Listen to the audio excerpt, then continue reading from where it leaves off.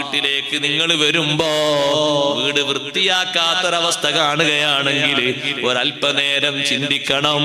ഒരുപാട് ജോലി തിരക്കെന്റെ ഭാര്യക്കുണ്ട്, ഇന്ന് ഞാനൊന്ന് വൃത്തിയാക്കിയാലോ?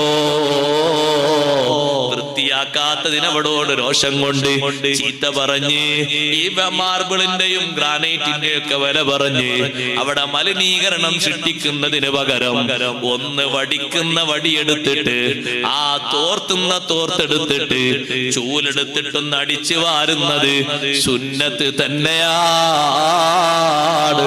ഒഴിവ് കിട്ടുന്ന നേരത്ത് സയ്യിദുനാ റസൂലുള്ളാഹി സ്വല്ലല്ലാഹു അലൈഹി വസല്ലമ തങ്ങള് കാന ഫീ മിഹ്നതി അഹ്ലിഹി, സ്വന്തം ഭാര്യമാരോടൊപ്പം അവരെടുക്കുന്ന തൊഴിലിൽ സഹകരിച്ചുകൊണ്ട് തങ്ങൾ ഏർപ്പെടാറുണ്ട്.